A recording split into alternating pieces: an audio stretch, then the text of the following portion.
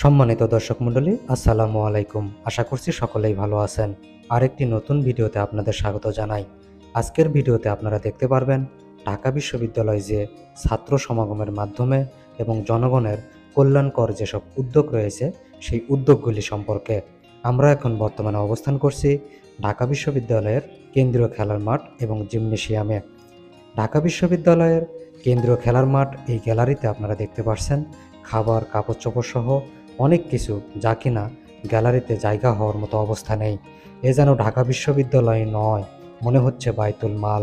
আজকে বাংলাদেশের পরিস্থিতি থেকে মনে হচ্ছে রাসূল সাল্লাল্লাহু আলাইহি সাল্লাম যে বাইতুল মাল প্রতিষ্ঠা করেছেন, সেই বাইতুল মালের কথা মনে পড়ে যাচ্ছে।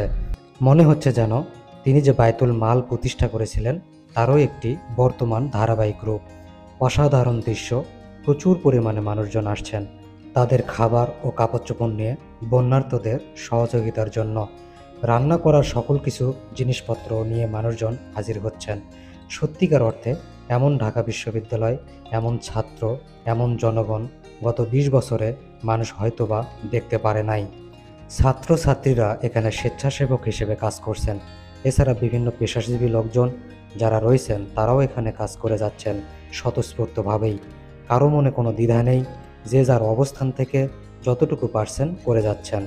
আর এত সুশৃঙ্খলভাবে করছেন, যার কারণে দেশের জনগণ স্বতঃস্ফূর্তভাবে তাদের সহায়তা কেন্দ্রে পৌঁছাতে পারছেন।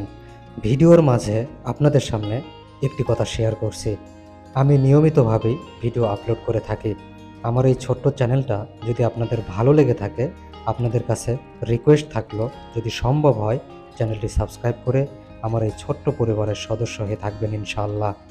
যে কথা বলছিলাম, এমন বাংলাদেশ, এত সুন্দর বাংলাদেশ, যে যার জায়গা থেকে মানুষ কিভাবে জনস্রোতের মতো এগিয়ে আসছে বন্যার্তদের সহযোগিতা করার জন্য, এমন বাংলাদেশ আগে কখনো দেখি নাই। এভাবে যদি একে অন্যের পাশে আমরা এগিয়ে যাই, তাহলে বিগত সময়ে যেসব ঘটনাগুলি এখন আমরা লক্ষ্য করছি সেগুলো থেকে মুক্তি পেয়ে ইনশাল্লাহ আমরা ভালো কিছু করতে পারবো। দেখুন দর্শক মণ্ডলী, বিআরটিসি ট্রাক থেকে বিভিন্ন ধরনের মাল সামানা মাথায় করে ছাত্র সমাজ জিমনেশিয়ামের ভিতরে রাখছেন।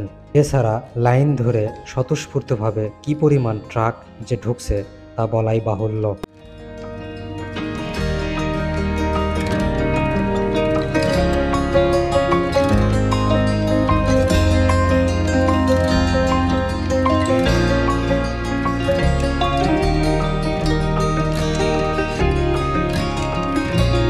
সম্মানিত দর্শক মণ্ডলী, সেন্ট্রাল মাঠ থেকে আসলাম টিএসসি ঢাকা বিশ্ববিদ্যালয়।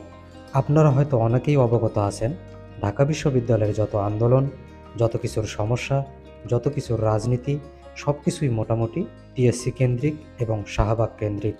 এই টিএসসিতে কত মানুষ এসেছেন তাদের জমানো টাকা বন্যার্তদের সহায়তা করবেন বলে, তা গুনে গুনে শেষ করবার নয়।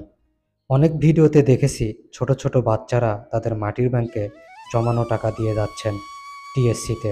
ঘোষণা করা হলো টিএসসিতে মাল সামানা রাখা যাচ্ছে না, এই জন্য সেন্ট্রাল মাঠে রাখার ব্যবস্থা করেছেন। কিন্তু টিএসসিতে কী পরিমাণ মাল সামানা রয়েছে, কী পরিমাণ খাদ্য সামগ্রী রয়েছে, পোশাক আশাক রয়েছে টাকা দেওয়ার পাশাপাশি, সেগুলি আপনারা ভিডিওতেই দেখতে পারছেন। মহান আল্লাহ তাআলা এই ছোট্ট মনের গহীনে যে ভালোবাসার জন্ম দিয়েছেন তা খুবই অতুলনীয় এবং প্রশংসনীয়। তাদের আবেগের সঙ্গে যে বিবেকের বাস্তবতা, তা বর্তমান সময়ে এসে যে পরিস্থিতিগুলো তারা দেখেছে সে সম্পর্কে আপনারা সকলেই অবগত আছেন। এখানে কি পরিমাণ যে টাকা পয়সা উত্তোলন হচ্ছে আপনারা অনেকেই জানেন।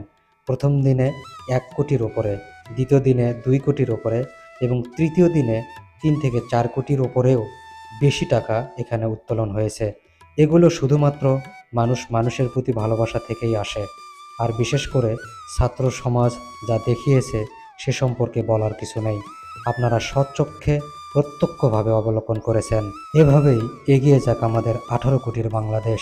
সকলের সহযোগিতায়, যে কারো প্রয়োজনে এভাবেই যেন প্রত্যেকটা বিশ্ববিদ্যালয়, প্রত্যেক ছাত্র সমাজ, প্রত্যেক জনগণ তার নিজস্ব জায়গা থেকে বাইতুল মালের মতো সহযোগিতায় এগিয়ে আসতে পারেন। সম্মানিত দর্শক মণ্ডলী, ভিডিওটি কেমন লাগলো অবশ্যই কমেন্ট বক্সে কমেন্ট করে জানাবেন। বন্ধুদের মাঝে শেয়ার করে দিন, তারাও যেন উদ্বুদ্ধ হয়ে তার নিজস্ব জায়গা থেকে এসব কার্যক্রম পরিচালনা করতে পারেন। আর আমার এই ছোট্ট চ্যানেলটিকে ভালোবেসে সাবস্ক্রাইব করে পরিবারের সদস্য হওয়ার জন্য বিনীতভাবে অনুরোধ রইল। সৃষ্টিকর্তা যেন খুব দ্রুততার সহিত এই সংকটকালীন অবস্থা থেকে মুক্তি দেন। সকলে সুস্থ থাকুন, ভালো থাকুন। দেখা হবে পরবর্তী কোনো ভিডিওতে। ততক্ষণ পর্যন্ত আল্লাহ হাফেজ।